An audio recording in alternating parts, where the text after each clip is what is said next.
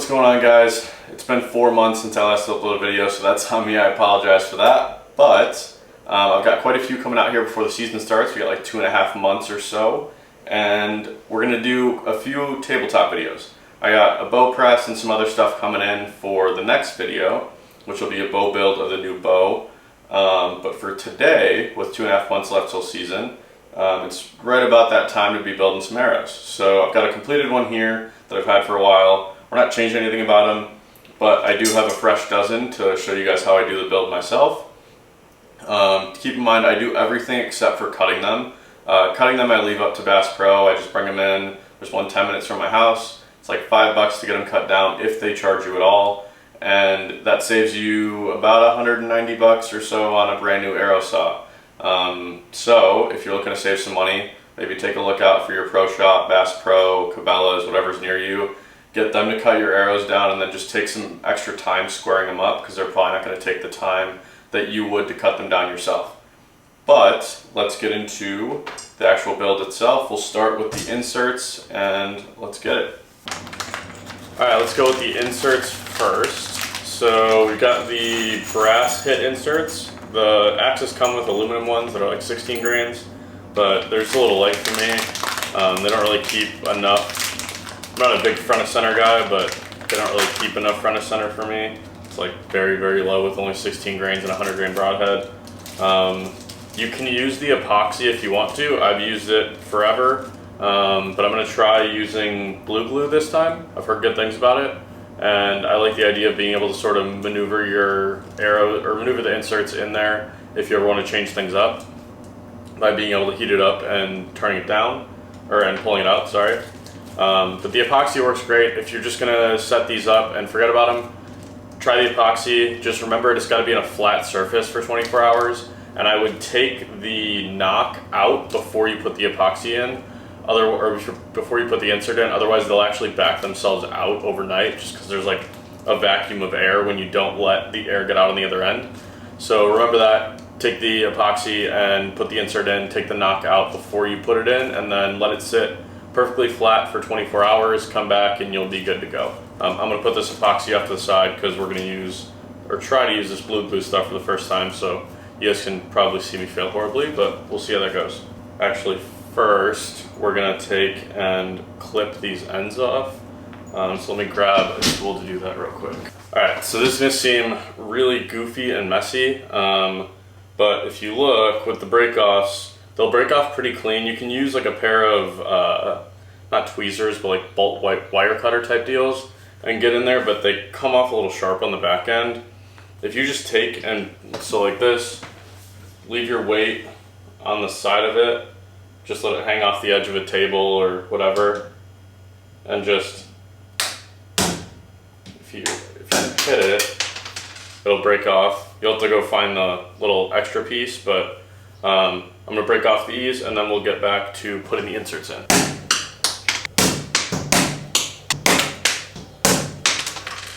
Now that we've hammered off the ends of all these, they're down to 50 grains, not 75, let's try to put the inserts in again. Alright, so this will be first time for me. Keep in mind trying blue glue, but like I said, you can pull stuff out, so it's interesting. I'd like to try it, so. Light this real quick. Definitely gonna get that hot. Alright, so I'm gonna heat up the glue, then put a little bit of that glue on the end here, and then toss it in the end of here. Now, from what I've heard, you should still be able to, you don't want to get it so hot that you can't even touch the metal. So you want to heat up the glue, get it a little bit on there, maybe give it a little another heat up, and then toss it in the arrow. So let's give it a try.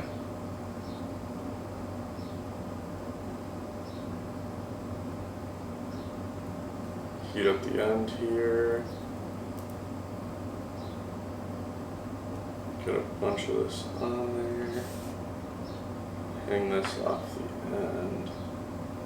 And then we will try to toss this in the end.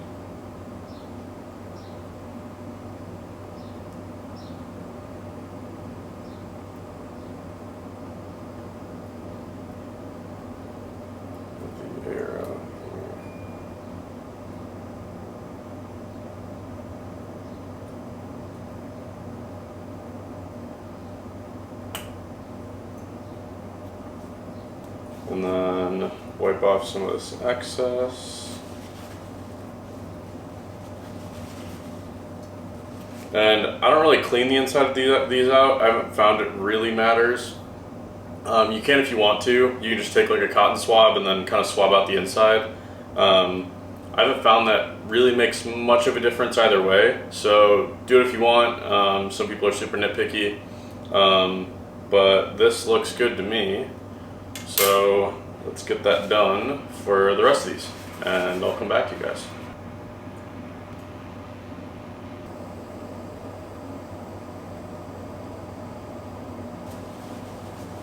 So those way easier than I actually expected it to be. I'll report back in, I don't know, a couple months maybe, not even, a couple weeks, after I pull some of these through targets just to see, because the only thing I have heard is that with blue glue or just like hot melt in general, is that the like inserts can pull themselves out in targets.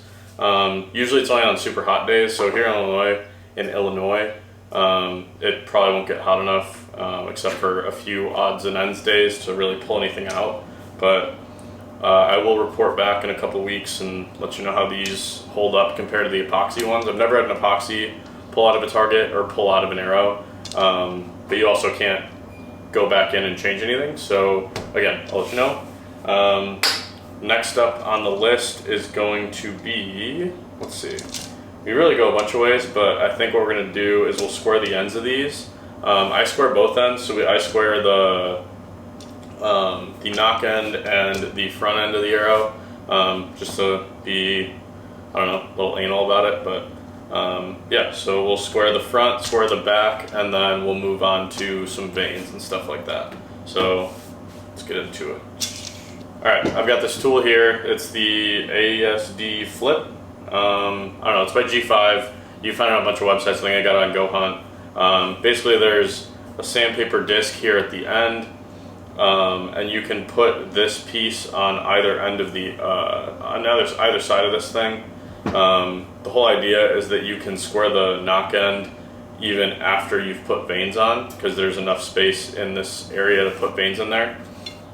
But I usually just leave it on the vein end. I don't think it really matters whether you toss it back and forth. They gave a bunch of little discs to change out every once in a while, but I'm just going to give these all a quick square, and then we'll check them more at the very end once we toss broadheads on and do a little spin test. But for now, I'm just going to give them a little quick square on the front end, and then we'll square them up on the back end and get going.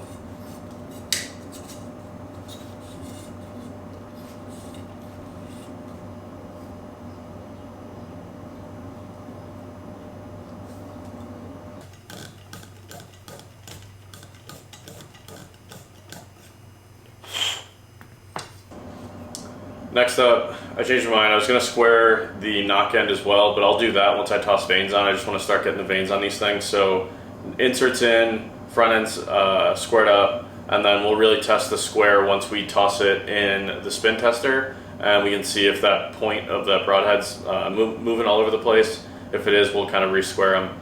But for now, we can toss veins on. So what I'm going to do first is clean the ends of all these. I use these AE Max Stealth veins, and you just really want to make sure that the arrow is super clean and the vein itself is clean. Otherwise, they will kind of peel off on you. I've had it happen maybe more than 10 or 15 times, and I've used these same things for 3.5 years now. But you do have to use, they have an AE Max Weld pen, and then this is the AE Max something or another glue. I just bought the big bottle. I probably will have this big bottle till the day I die, because for the past 3 years I've used it. It's maybe 3/4 full, so I'll probably have this for quite a while. But first, let me grab some acetone and a paper towel, and we'll clean off the end of it. So we've got some acetone, paper towel, and we'll start cleaning the ends of these things. So just toss a little bit on there, give it a little wipe. We'll just do that real quick for all of these.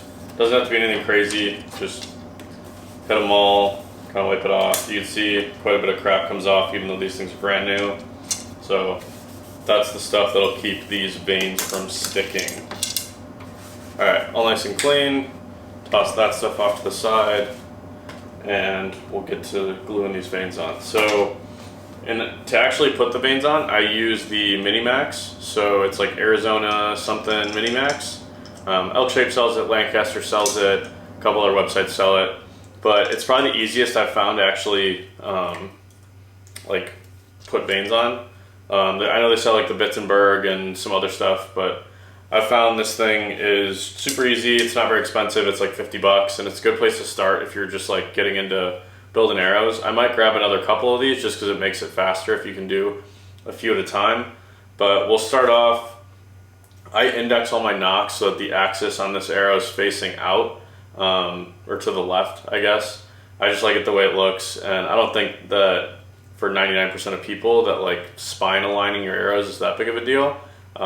People can agree to disagree or do whatever they want in the comments, but I just make it where when the nock's out, the axis is pointing to that left side. So toss it in this Mini Max. There's a little spot to put a nock, or to stick your nock on there. And then if you look at your veins, I go 1 white and 2 yellows just to make it super easy for myself. You can go all white if you want. I just would avoid dark colors. So when it comes to like seeing blood, or when you're hunting, or just seeing the arrow in general, like if you miss something and you want to make sure that you did miss or whatever it is, it's super hard to find an all black arrow. I think it looks really cool, but it's hard to find them. So we'll toss these in. Just make sure they're seated all the way to the bottom. And if you can, I would clean it more often than I do. It gets a little dirty, especially with all the glue, but it still works. So we'll do that. Take this pen, which you need a paper towel. Just toss the paper towel down, take the cap off the pen. You'd shake it a little bit, and there's liquid inside of it, so you just want to make sure that the liquid is coming out when you actually go down.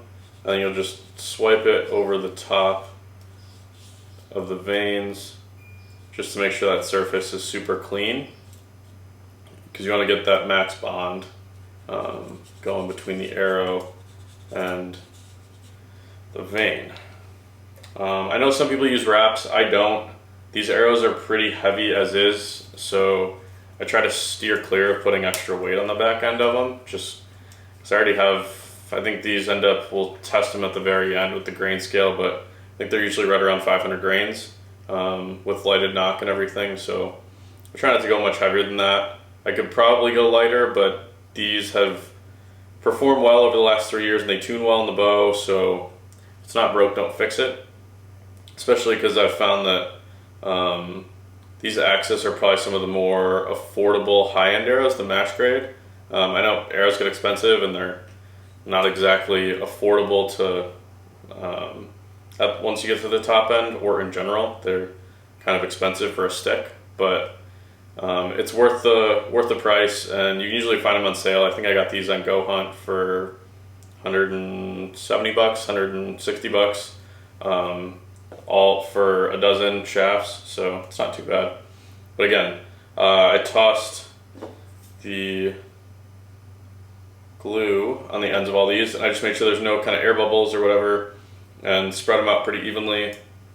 And then you can just take and you push down the bottom here, slide it over, and you don't want them slapping again, so just slowly sort of let them fall closed, grab them closed, and then toss this cap over the end and squeeze it on. And then, so we're done with that one. Just let it sit for a minute or two, let that stuff dry. Usually I like to give it like 5 minutes, so it might take a while for a dozen arrows, but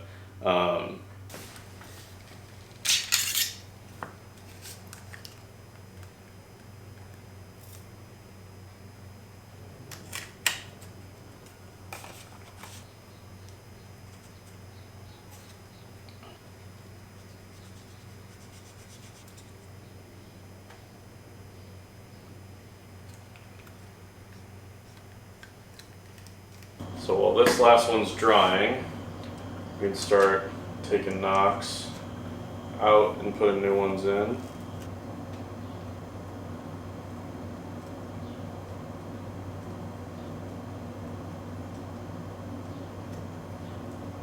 So this last part takes a while. with trying to get and make sure that both ends are super square. So I'm just gonna finish one arrow for you guys now that you've kind of seen the process for some of the other stuff. I'm just gonna finish this guy right here. We're gonna take this to the end and that'll be it. And then like I said, we'll go over some of the specs. So like I said, I like this flip from G5 because I can use and square the back end of this thing even after the vanes are on.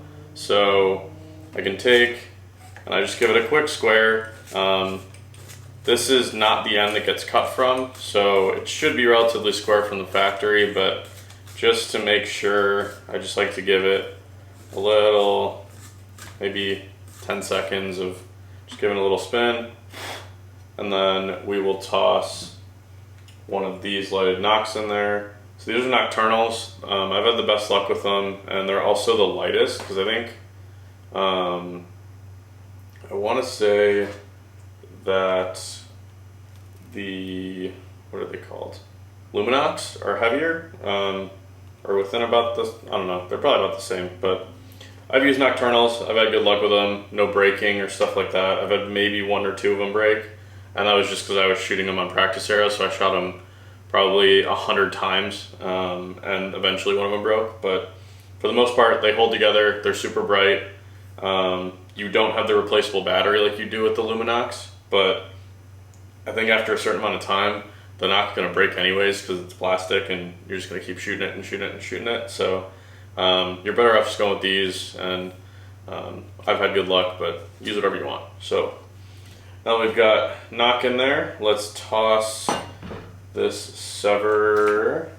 Should have a 1.5 in here. So here is the 1.5. So I use a sever 1.5 for elk out west, and then a sever 2 for deer. I've had really good luck with the 2s. They blow through everything, and they leave a really nice hole because when they pop out, they stay locked and they pivot. So this one here, it'll pop out like this, they lock like that, and then they'll pivot on an axis to kind of move around bone to sort of stay on its path and not get sort of deflected like some of the other mechanicals do. And they're also super strong. The blades are noticeably thicker than most of the other mechanicals on the market. And I like that they sell direct to consumer because you can buy 1 or 2 and not break the bank. And they also offer good sales. So I know like once, twice a year, they usually do like $30 off a pack of 7 or so on and so forth. But try them out, they fly really well. So what we're gonna do is we're gonna toss this 1.5 because we're getting ready for elk season. Toss this 1.5 in the end. Get it nice and tight. And they do have a tool that you can tighten it down with. I don't have one on me at the moment, but it's a little red crank. Hand tight should be more than good enough, especially if you're not gonna shoot them very often. So we'll toss it in there, get that super tight. And then I've got this rotating tool, spinning tool, I guess is the better word for it.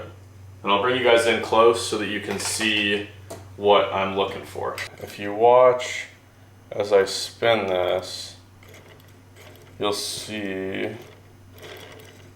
there's an ever so slight bit of movement with the front end of that broadhead. It's not super noticeable, but it's enough that I want to fix it. So we're going to square the end of the front end of the arrow again, try to see if we can get rid of that little bit of movement.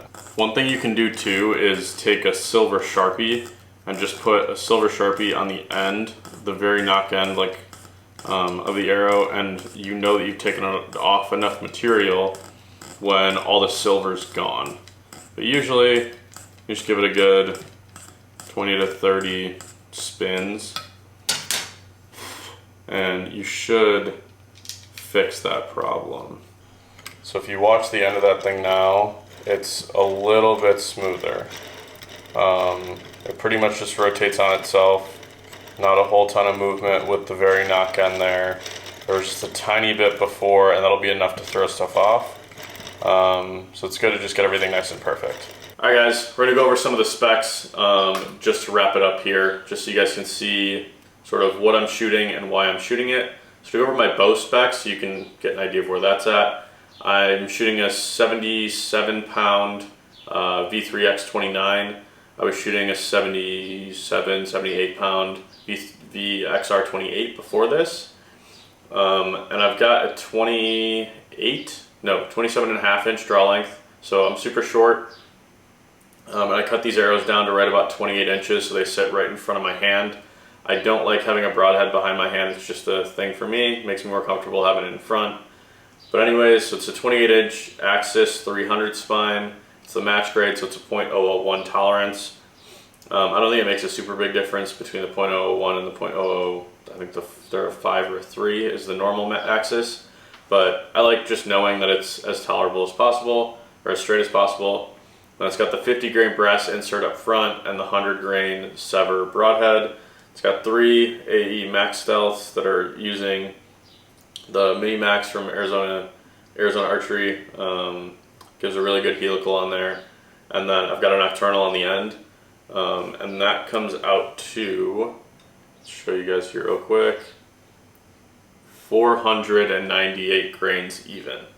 And that comes out of the bow shooting right around 268, 270 feet a second, which is probably a little slow for some people, but I found it tunes really well, and I'm used to that arrow flight. People have killed things with plenty slower. 270 is still quite a bit of movement for something that's right around 500 grains. I think it's kind of a good in between. I could probably go a little lower, get to like 475, 480, but I just have to cut the arrow a little shorter to do that. I don't really want to go to like a 340 spine because with a little bit of weight up front, I think I'll be a little bit weak. Anyways, I hope you guys enjoyed this. We'll have more tabletop stuff here soon.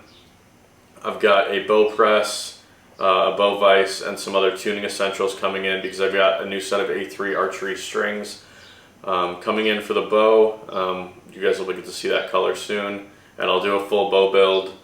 Granted, it's tuned as is, but we'll swap the strings and do all that kind of stuff. So anyways, leave a comment, like, subscribe, do all that good stuff for me. Follow me on Instagram, I'll put that in the description as well. And I'll see you guys in the next one. Peace out, guys.